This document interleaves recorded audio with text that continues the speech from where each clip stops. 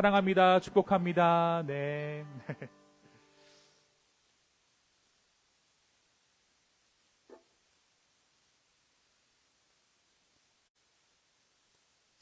오늘 우리가 함께 나눌 하나님의 말씀은 사무엘하 6장 1절에서 15절의 말씀입니다.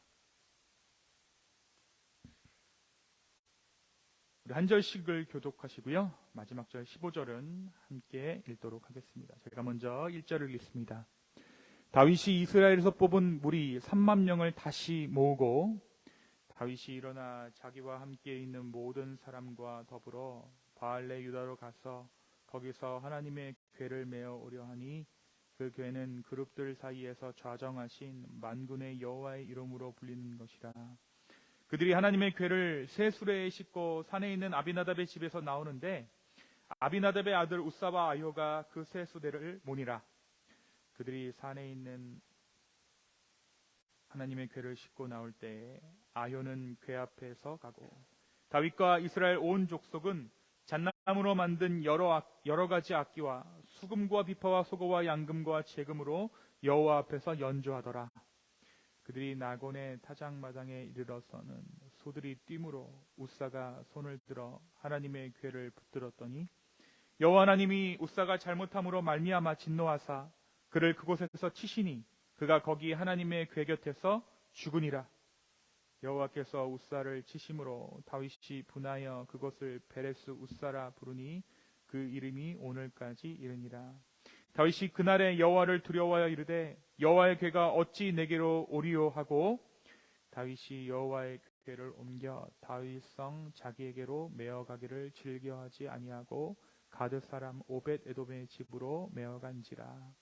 여호와의 궤가 가드 사람 오벳 에돔의 집에 석 달을 있었는데 여호와께서 오벳 에돔과 그의 온 집에 복을 주시니라.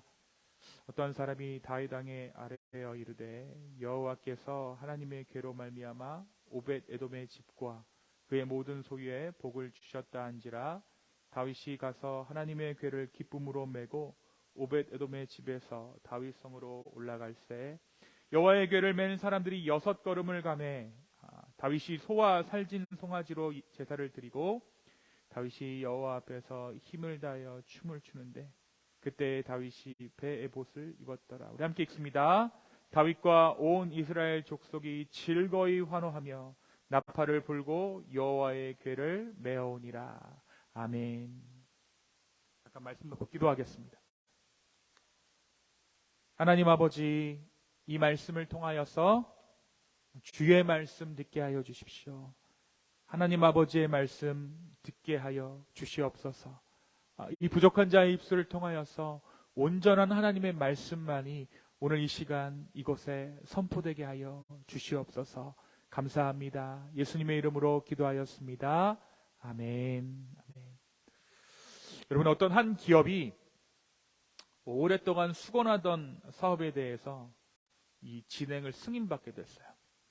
회사가 어려워진 상황에서 어떤 이제 사업을 따낸 거죠.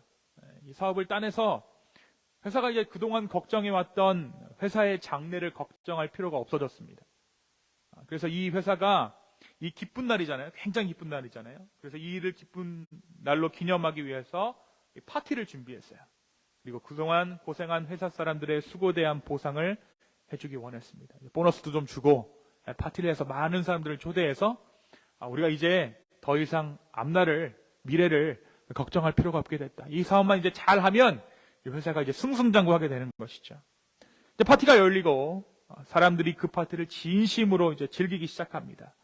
모든 사람들이 먹고 마시면서 그동안에 고생했던 것, 그동안의 서름들을 씻어내면서 그 잔치를 이제 함께 즐기고 있었던 상황이에요. 파티가 점점 무르익을 때쯤에 한 신입사원이 심장마비를 일으킵니다. 파티를 즐기던 모든 사람의 시선이 그 사람에게로 쏠리죠. 아마 그동안의 과로가 문제가 됐던 것 같아요.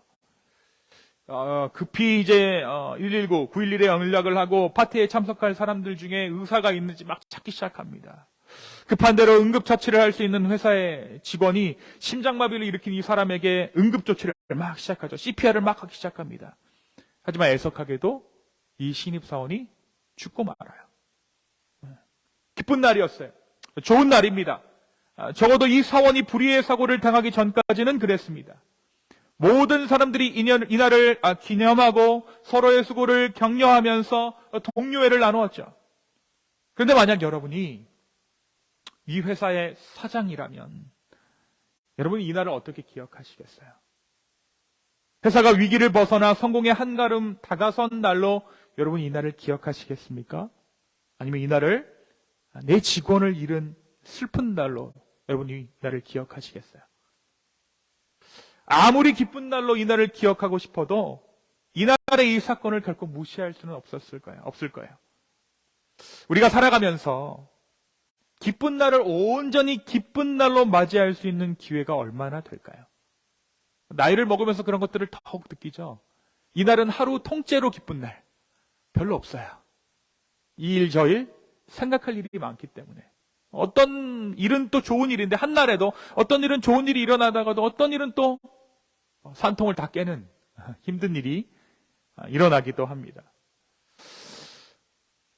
온전히 하루를 기쁜 날로 맞이할 수 있는 그런 날, 만약 그런 날이 내 삶에 존재한다면 그날 자체가 우리의 삶의 큰 축복일 것입니다. 그리고 인생에서 순수한 기쁨으로만 가득한 날이 많지 않다는 것을 알았을 때 우리는 그날을 진정으로 누릴 수 있게 될 거예요. 그날이 소중한 날이니까요. 오늘 말씀 우리에게 바로 이런 면을 이야기하고 있어요. 기쁨의 날을 기쁨만이 가득한 날로 머무르게 하는 것. 그것을 가능하게 하는 것이 무엇인지에 대해서 오늘 말씀이 우리에게 말해주고 있습니다. 어떻게 보면 행복에 대한 비결을 오늘 말씀이 말해주고 있는지도 모르겠어요. 옆에서 보기에는 그런 사람들 있죠. 옆에서 보기에 수많은 기쁨으로 가득해야 할 마땅한 사람이 왠지 모를 불안감과 걱정거리에 시달리고 있다면 이런 분들은 대개 본인이 하나님께 속았다라고 생각하는 순간들이 많은 분들입니다. 조금 풀리나 싶더니 넘어지고 좀 괜찮아지더니 힘들어지는 상황 가운데 뭔가 하나님께서는 왜 내게는 편안한 인생을 주시지 않는가? 편안한 인생을 살아갈 수 있는 자비를 왜 내게는 허락하시지 않는가라고 생각하는 것이죠. 누군가가 이런 분들에게 조언합니다. 원래 인생은 그런 거야. 원래 신앙은 그런 거야. 라고 이런 분들에게 조언하지만 사실 그런 조언들이 별 도움이 되지는 않죠. 그죠? 난 힘든 거야. 원래 인생이 그렇다라고 단념하기에는 풀리지 않는 숙제들이 너무나도 많기 때문에 무엇보다 하나님께 좀 섭섭한 마음을 어쩔 수 없는 것 같아요. 그런 마음을 감출 수 없기 때문에 바로 이런 분들에게 기쁜 날을 기쁜 날로만 머무르게 하는 법을 아는 것은 우리의 신앙을 더욱더 풍요롭게 하는 것이죠. 바로 오늘 말씀이 그러한 비결을 담고 있어요.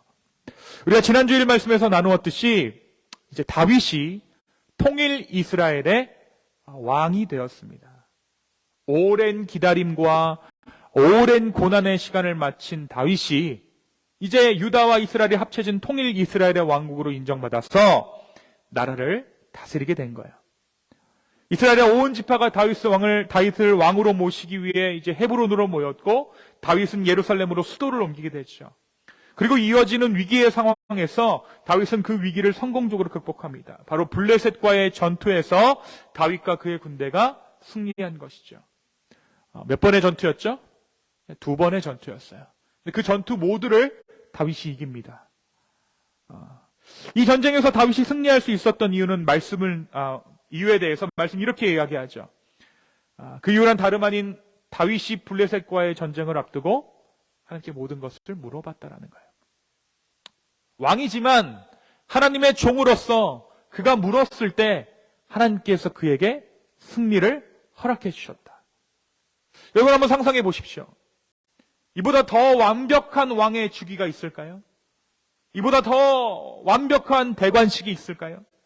하나님과 사람 앞에서 왕으로 인정받은 거예요. 이렇게 하나님과 사람들 앞에서 왕이 된 다윗에게 한 가지 진행해야 할 국책 사업이 있었습니다. 국가적 사업이 있었어요. 그 국가적 사업이란 바로 하나님의 언약궤를 예루살렘으로 옮기는 거죠. 내 궁으로 옮기는 일이었어요.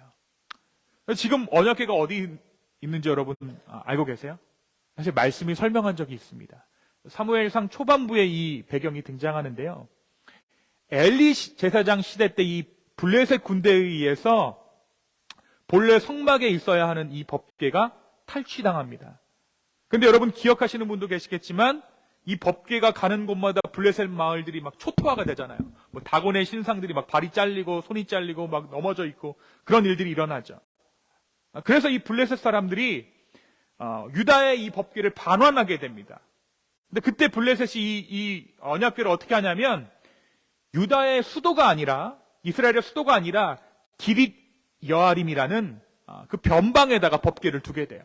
그것이 어디냐면 유다와 블레셋의 경계예요. 그러니까 땅으로는 행정구역상으로는 유다 땅인데 그곳을 실질적으로 통치하는 곳은 블레셋이었던 거예요. 그래서 그 경계에다가 지금 이 법궤를 방치해뒀다라는 것이죠. 그리고 나서 이 기릿 여아림의 아비나답이라는 사람의 집에 이 법궤가 보관되게 됩니다. 이제 왕이 된 다윗은 자신의 왕권이 굳건해지자 이 법궤를 예루살렘 자신의 궁전으로 다윗 성으로 옮겨 좀 모시고 싶은 거예요. 여러분 다윗에게 있어서 이 일은 반드시 해야 할 일입니다. 그것이 하나님께서 세우신 왕국의 왕으로서 마땅한 일이라고 생각했습니다. 그래서 다윗은 이 일을 국가적인 사업으로 진행해요. 사울의 눈을 피해서 블레셋으로 도망했던 때와는 완전히 상황이 달라진 것이죠. 망명하러 들어갔던 때, 그죠? 도망자가 되어서 숨어서 블레셋에 숨어 들어갔던 다윗과 완전히 다른 모습으로 왕으로서 귀환한 다윗이 법궤를 찾아오는 거예요. 당당하게 약 70여 년간 방치되어 있던 이 법궤를 다시 이스라엘의 수도로 옮기고자 한 것입니다. 여러분 잘 한번 생각해 보십시오. 아마도 다윗은요, 이 법궤에 자기 자신을 투영했는지도 몰라요. 왕으로 부름 받았지만, 기름 부음 받았고 왕으로 섰지만 늘 변방을 떠돌아야 했던 떠돌이 다윗. 그죠? 아둘람 굴에도 갔다가 가드 왕에게도 갔다가 미친 척 했다가 사울이 오면 또 도망가고, 그죠? 그래서 늘 주변부에밖에 머물 수 없었던 자신의 모습. 심지어 왕이 되어서도 사울이 죽고 나서도 남유다만을 다스릴 수밖에 없었던 자신의 모습을 이 법궤에 투영했는지도 모르겠어요. 그래서 자신이 왕궁에 들어오게 되자 이 법궤도 모시고 오고 싶었던 거죠. 그럼 여러분 한번 생각해 보십시오. 이 법궤가 지금 다윗에게 있어서 그렇게 투영을 했다면 이 법궤가 하나님입니까? 다윗입니까? 다윗인 거예요. 다윗은 지금 그 개념으로 이 법궤를 자기 성에 안치하고 싶은 거죠. 그렇게 이스라엘의 첫 번째 국가 프로젝트가 시작됩니다. 몇만 명이 모였다고 오늘 말씀이 기록하고 있어요. 1절입니다. 1절 한번 다 같이 읽겠습니다. 시작. 다윗이 이스라엘에서 뽑은 무리 3만 명을 다시 모으고. 몇만 명이라고요? 그럼 법궤가 얼마나 무거울까요? 그렇게 무겁지 않아요. 3만 명이라는 건 헌치빌 인구보다도 많은 숫자가 모였다는 거예요. 그럼 말이 3만 명이지 3만 명 음집해 있는 거 여러분 보신 적 있으세요? 그렇게 많지 않으실 거예요. 근데 여러분 이 3만이라는 숫자가 상징하는 바가 있습니다. 바로 50년 전에 이 법궤를 빼앗길 때 블레셋 손에 죽은 사람들의 숫자가 3만 명이었어요. 그러니까 제대로 갚아주고 싶은 거예요. 그러니까 이 다윗에게 있어서 이 법궤를 예루살렘 궁전으로 옮기는 것이 하나님의 임재, 하나님의 도우심, 하나님의 다스림이라는 명분도 있지만 단순히 그것만이 아니었다라는 거예요. 다윗은 이 일을 통해 개인적인 어떠한 목적을 이루고 싶었다는 것이죠. 개인적으로 서름, 이 법궤에 투영된 내 모습 회복하고 싶고 50년 전에 민족의 아픔을 3만 명이라는 숫자를 모아서 제대로 보여주고 싶은 거예요. 그렇게 3만 명이 모였어요. 마치 전쟁을 준비하듯이 다윗이 3만 명을 모읍니다. 군사로서 모은 거예요. 군대로서. 드디어 여호와의 궤가 산 위에 있던 아비나답의 집에서 출발하려 합니다. 다윗과 그의 부하들은 새 수레를 준비했어요. 그리고 지난 20여 년간 언약궤를 잘 보관하고 있던 아비나답의 두 손자들이었던 우사와 아효가 이 궤를 수행하도록 합니다. 왜 우사와 아효가 이것을 수행했느냐? 아비나답의 손자들이었기 때문에. 그렇게 드디어 이제 행렬이 시작돼요. 자, 5절의 말씀입니다. 5절을 한번 다 같이 읽겠습니다. 시작. 다윗과 이스라엘 온 족속은 잣나무로 만든 여러 가지 악기와 수금과 비파와 소고와 앙금과 재금으로 여호와 앞에서 연주하더라. 여러분, 이 5절의 표현 우리가 조금 유심하게 볼 필요가 있습니다. 여기 5절에 나열되어 있는 악기는 사실상 당시 이스라엘이 가지고 있는 악기 전부를 의미해요. 죄다 끌고 나와서 연주시킨 거예요. 오늘로 치면 필하모닉 오케스트라가 나와가지고 이제 연주를 쫙 시작한 거예요. 법계가 옮겨지니까 뉴욕 필하모닉 오케스트라가 연주를 쫙 시작해요. 그러니까 그들이 다룰 수 있는 모든 악기를 총동원해서 이들이 언약궤에 옮기는 것을 기념하는 풍악을 울렸던 것이죠. 여러분, 북한 사람들요, 그 사람들 이제 열병식이라 그러죠. 전승절이라고 할 때, 태양절, 김일성 생일 이럴 때 어떻게 합니까? 쫙 3만 명 이상 되는 군대를 도열시키고 악기로 울려가면서 소리를 막 지르죠. 그 장면을 생각하시면 돼요. 하나님의 법궤가 지금 그렇게 운반되어져 가고 있는 거예요. 그렇게 이 언약궤가 움직이기 시작합니다. 그런데 여러분, 예기치 못한 일이 일어나요. 바로 나곤의 타작마당이라는 곳에서 갑자기 언약궤를 치러든 소들이 뛰기 시작한 겁니다. 언약궤가 덜컹하자 우사가 그만 그 언약궤에 손을 딱 대요. 어떻게 됐습니까? 우사가 죽었어요. 이 언약궤는 거룩한 것이기에 죄인이었던 우사가 만져서는 안 될 물건입니다. 죄 있는 사람은 거룩한 언약궤를 만지면 우사가 아닌 그 누구라도 죽을 수밖에 없는 거예요. 우사가 이 사실을 몰랐을까요? 아니에요. 알았겠죠. 자신의 집에 평생을 모셨는데 그건 몰랐겠어요? 근데 상황이 급해지자 자기도 모르는 사이에 우사 하다 죽은 거예요. 여러분, 순식간에 이 언약궤 이동 프로젝트가 엉망이 되어버린 거죠. 국책 사업이 망한 거예요. 열병식이 망한 겁니다. 이것은 분명 다윗의 계획에 없던 사고였어요. 좋은 날이 민족적으로 가장 영광스러워야 했던 그날이 순식간에 비극으로 채워집니다.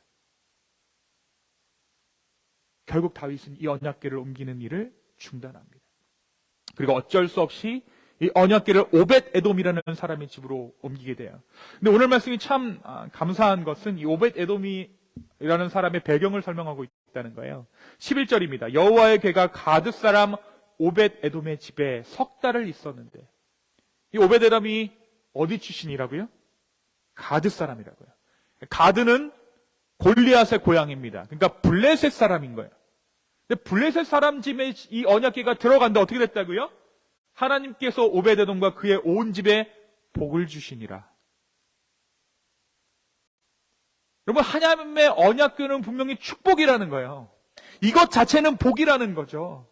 하나님의 언약궤는 잘못이 없습니다.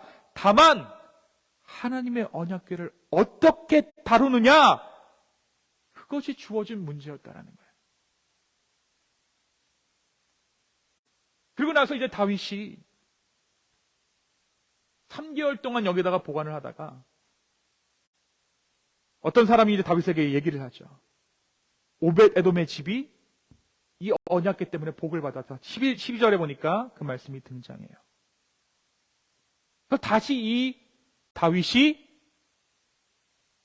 이것을 옮길 준비를 하고 옮기기 시작합니다.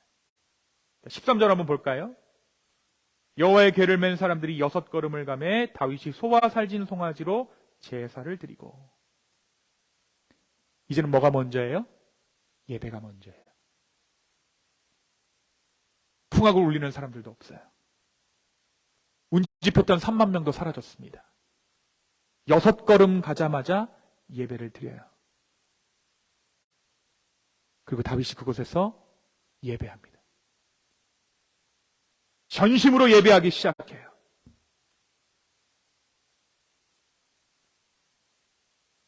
십사절에 보니까 다윗이 여호와 앞에서 힘을 다하여 춤을 추는데 다윗이 다시 예배자의 자리를 찾은 거예요. 그렇게 이 언약궤가 돌아옵니다. 여러분, 언약궤는 분명히 축복이었어요. 이 언약궤는 잘못이 없습니다. 언약궤를 맡았던 오베데돔, 이방 사람, 블레셋 사람 집이 복을 받았어요. 이 하나님의 언약궤를 어떻게 다루느냐, 그것이 저와 여러분이 고민해야 될 문제라는 것이죠. 다윗은 겸손해야 했습니다. 다윗은 이 일을 위해 양으로 승부하는 것이 아니라 질적으로 올바른 방법을 강구해야 했어요. 3만 명을 모으고 악기를 연주하는 것은 블레셋을 물리칠 때, 군대를 일으킬 때, 전쟁할 때, 전투할 때 했던 일입니다. 그런데 언약궤를 옮기는 이 일은 그렇게 접근해서는 안 되죠. 힘으로 양으로 승부할 일이 아니었다라는 것입니다. 하물며 전쟁을 할 때도 하나님은 이스라엘에게 양으로 승부하지 않게 하셨습니다. 하나님은 이스라엘이 전쟁할 때 전쟁의 성패가 군사력에 관한 것이 아니라 하나님을 향한 신실함의 문제임을 늘 말씀해 오셨어요. 그런데 오늘 말씀에서 다윗은 전쟁에서는 승리해 놓고 승리의 전리품을 가져오는 데는 실패했습니다. 여러분, 이것이 바로 하나님의 뜻이라고 말하면서 내 안에 신앙이 있음에도 불구하고 그 신앙으로 내 욕망을 채울 때 일어나는 비극입니다. 하나님의 인생이라고 말하면서, 내가 하나님을 예배합니다라고 말하면서 내 인생의 무언가를 챙기려고 할 때 하나님은 결코 속지 않으신다라는 거예요. 여러분, 오늘 이 아침에 왜 예배하러 오셨습니까? 위로받으러 오셨다면 그것도 이 범주에 속합니다. 먼저 예배해야 한다는 거예요. 겸손하되 끝까지 겸손해야 하는 것이 바로 하나님 앞에서의 인생이라는 것입니다.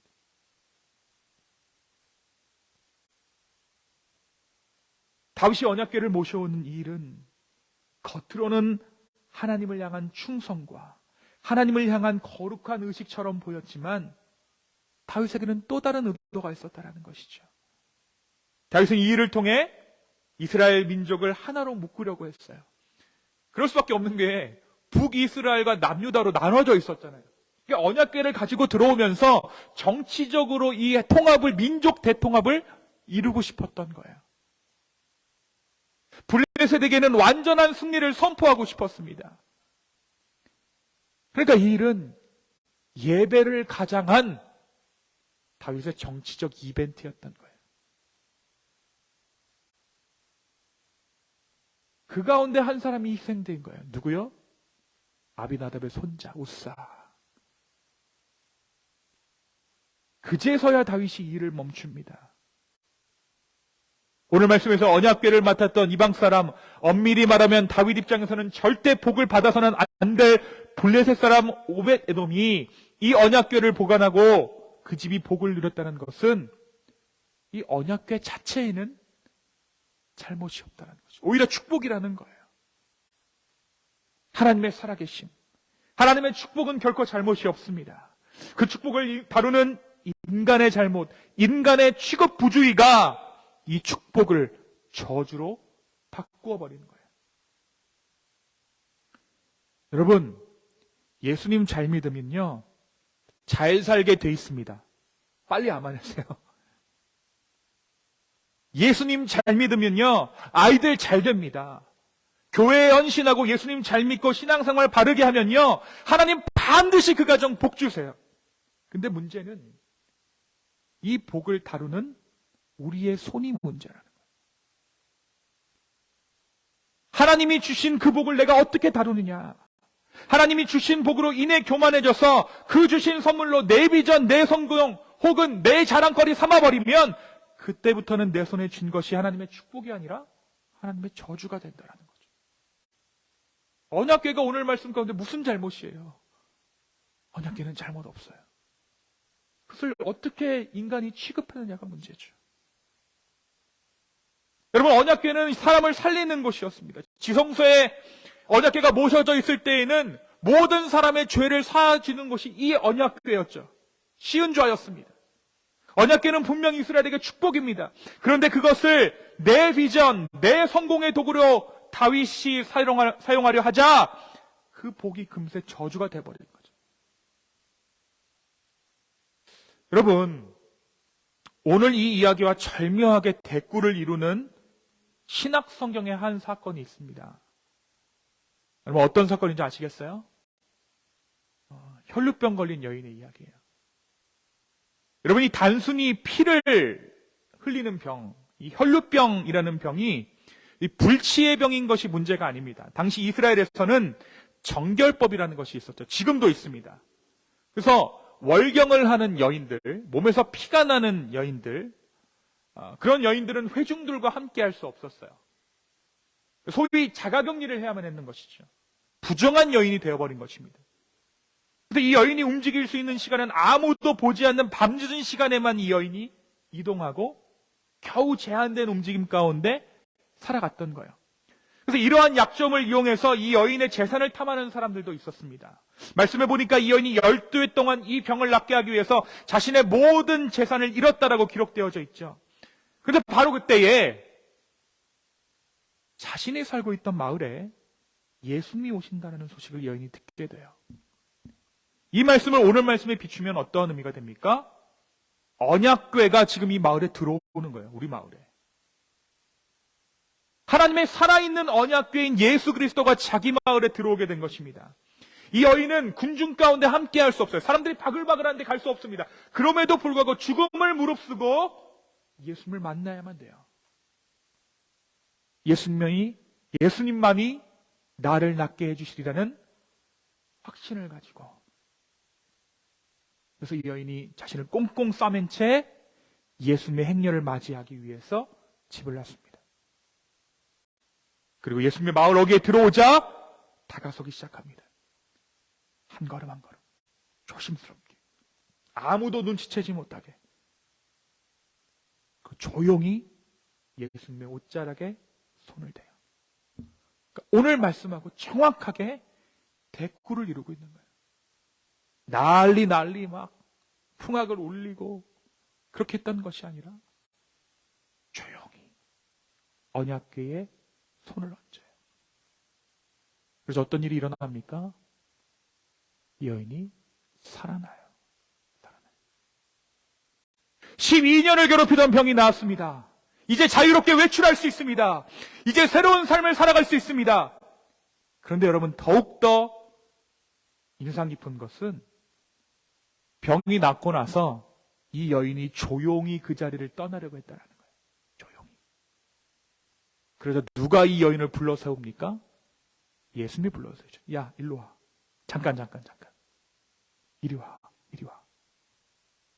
그리고 이 여인과 대화를 나누기 시작하세요. 그렇게 되니까 어떻게 됐겠어요? 주변에 있는 모든 사람이 이 여인을 주목하게 되겠죠. 그죠? 예수님이 이 여인을 불러 세운 이유가 여기 있습니다.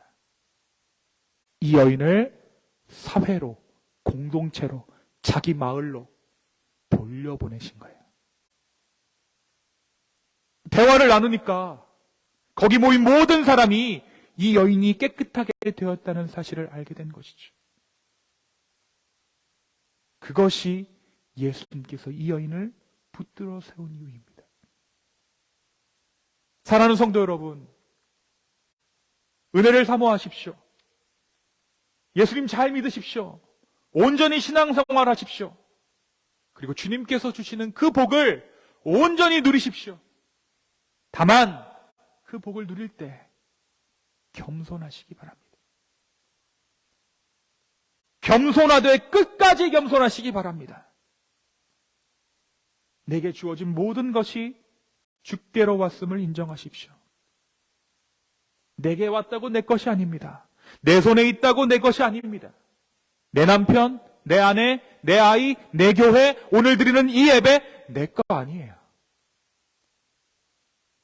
하나님 주신 거예요. 하나님 하나님 주신 것. 내게 왔지만, 내 손에 쥐어졌지만 내 모든 것이 주님께로부터 왔습니다. 바로 이 겸손이 우리로 하여금 복된 날을 복으로만 채우는 비결입니다.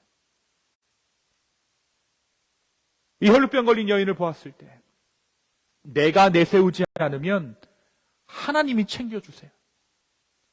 그런데 여러분, 내 권리를 내가 찾으려 하면 그때부터 복은 죄의 열매가 되어버립니다.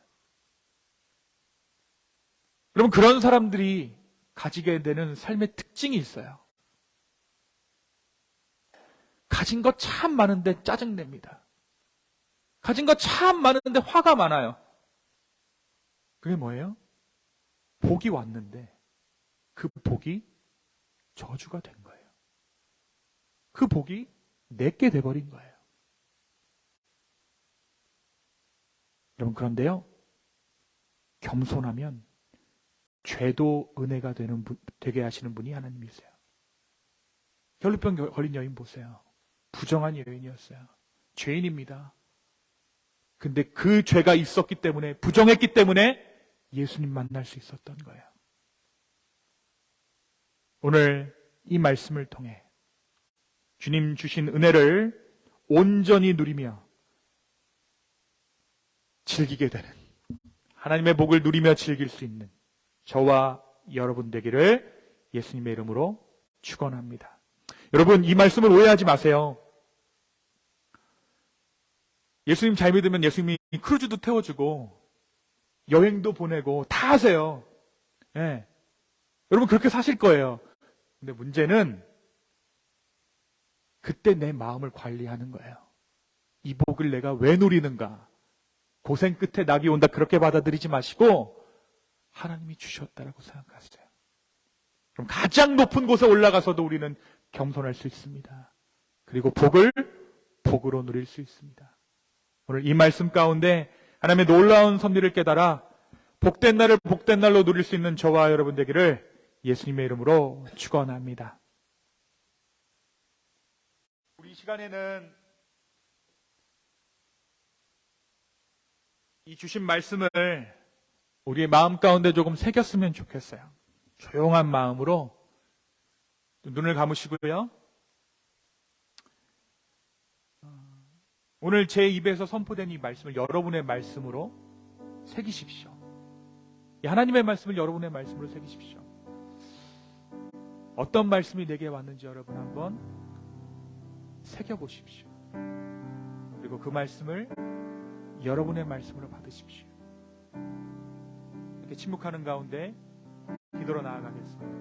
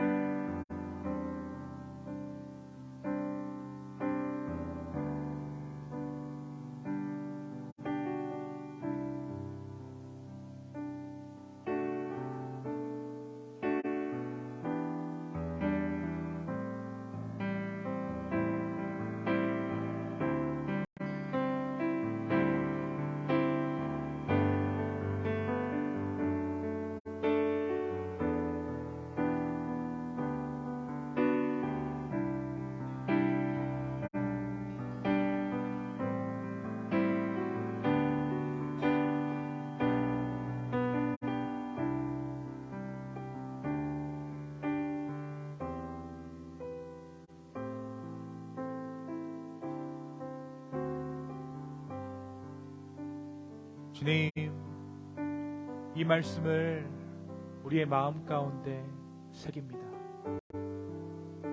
우리의 마음이 높아졌다면,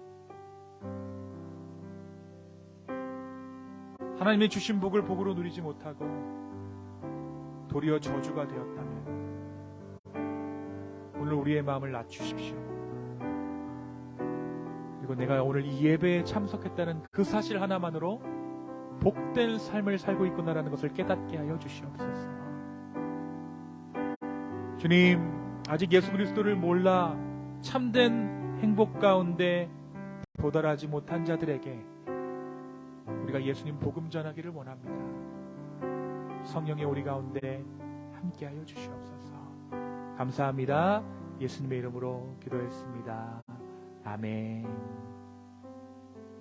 아멘. 네.